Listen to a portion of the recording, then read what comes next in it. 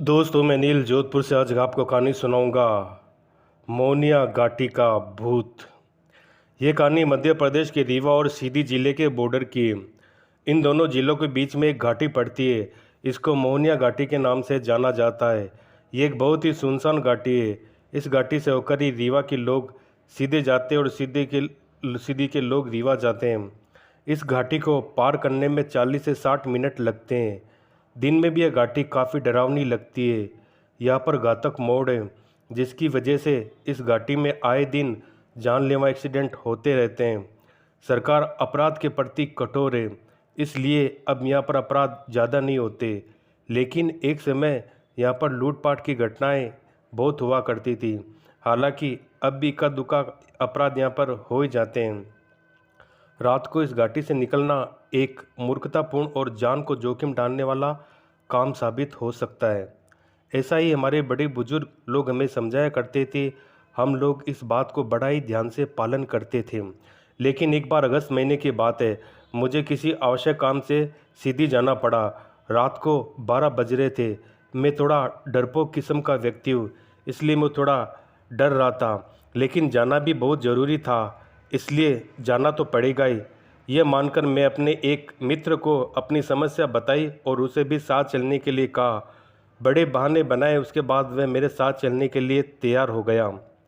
मेरे पास हीरो की एक बाइक थी, उसी में हम दोनों सीधी जाने के लिए रात को 12:12 में घर से निकल पड़े। मैं गाड़ी चला रहा था और मेरे पीछे दोस्त सीट बैठा हुआ था। वह बिना मन के मेरे साथ जा रहा था, क्योंकि उसे भी रात को मोनिया घाटी पार करने से काफ़ी डर लग रहा था। बात पहले की है। गांव के कुछ लोग इसी घाटी से होकर रीवा आ रहे थे, लेकिन वो लापता हो गए और उनका कोई अता पता आज तक नहीं लगा।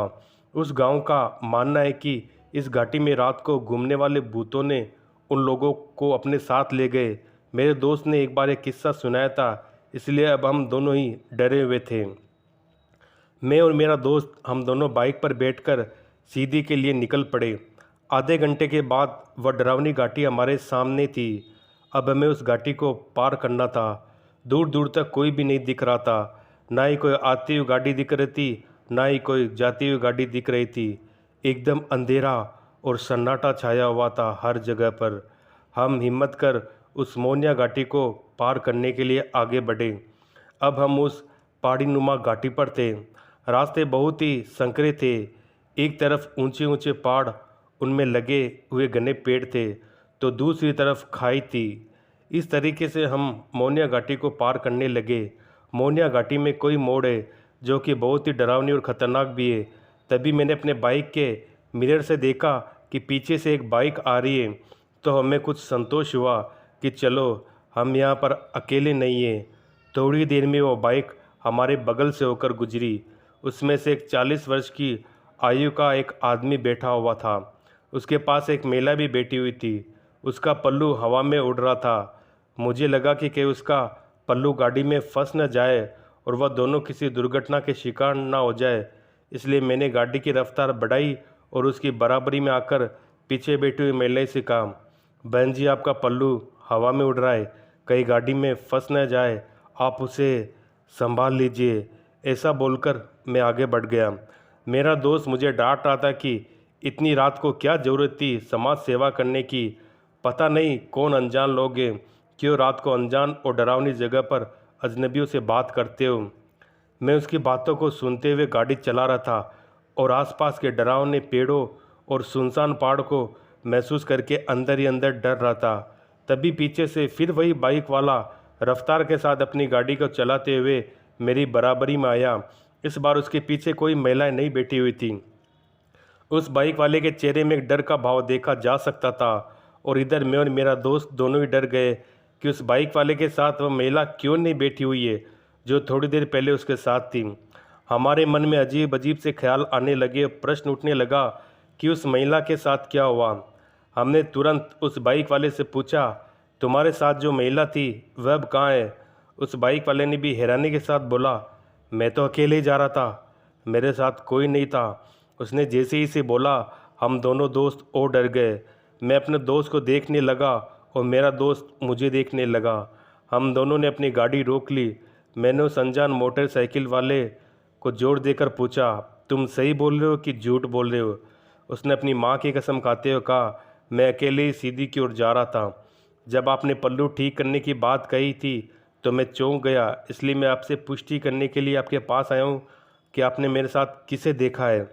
ये सुनकर मैं और मेरे दोस्त भी कसम खाते हुए बाइक वाले से कहा, हमने तुम्हारी गाड़ी में पीछे बैठे हुए एक महिला को देखा था। अब हम तीनों डरे हुए थे। तभी हमने एक जोर की हंसी सुनी। हंसी वाली दिशा में हमने देखा तो पाया कि वहाँ पर एक विशाल पीपल का पेड़ था। उस विशाल पीपल के पेड़ में एक मानवीय आकृति बैठी हुई थी, जिसकी जोर जोर से हंसने की आवाज़ यहाँ तक आ रही थी। हम तीनों डर गए और जल्दी से अपनी गाड़ी को स्टार्ट करके अंधाधुंध रफ्तार में चलाने लगे। जब भी दूसरा मोटरसाइकिल वाला हमारे बराबर पर आता तब उसकी बाइक पर हमें वह महिला बैठी हुई दिखाई देती और अब हम डर के मारे अपनी गाड़ी को तेज करके उसे आगे निकलते। वह गाड़ी वाला भी स्थिति को भांप गया था और इसलिए वह भी अपनी गाड़ी की रफ्तार बढ़ाकर हर बार हमारे आसपास ही रहने की कोशिश कर रहा था। लगभग आधे घंटे के बाद हम मोनिया घाटी की दूसरी तरफ पहुंच चुके थे। मोनिया घाटी की दूसरी तरफ एक बहुत ही लोकप्रिय हनुमान मंदिर है। वहाँ पहुँचते उस भूतनी का साया अब हमसे दूर हो चुका था। जो गाड़ी हमारे साथ चल रही थी वह फिर से ठीक चलने लगी। अब हम मंदिर में सुबह होने तक रुके। 5 बजने के बाद हम लोग वहाँ से आगे की यात्रा के लिए निकले। उस दिन के बाद से अब मैं देर रात को सीधी मोनिया घाटी से होकर नहीं जाता हूँ। मोनिया घाटी की दूसरी तरफ मौजूद ये मंदिर बहुत ही पुराना हनुमान मंदिर है। उस मंदिर पर जब हम ठहरे थे तो वहाँ के एक बुजुर्ग पुजारी ने बताया, मोनिया घाटी में एक भूतनी रहती है जो कि प्राणघातक तो नहीं है, लेकिन रात को पहाड़ी से गुजरने वाले यात्री को थोड़ा परेशान करती है। उन्होंने एक किस्सा भी बताया। एक बार कोई व्यक्ति मोनिया घाटी से सीधी की ओर से रीवा जा रहा था तो वह भूतनी उस गाड़ी को अपनी माया से बिगाड़ दिया करती थी, जिसके बाद वह गाड़ी वाला पूरी घाटी को पार करने में 2 घंटे लग गए। ये किस्सा सुनने के बाद अब मैं तो सीधी जाने के लिए दिन का समय चुनता हूँ। अगर रात के 10 बजे के बाद जाना हो तो मैं प्रयास करता हूँ कि वहाँ से नहीं होकर जाऊँ, लेकिन कई बार ऐसी परिस्थिति आ जाती है जब मैं मजबूरन जाना पड़ता है, जैसा कि मुझे एक बार फिर जाना पड़ा था।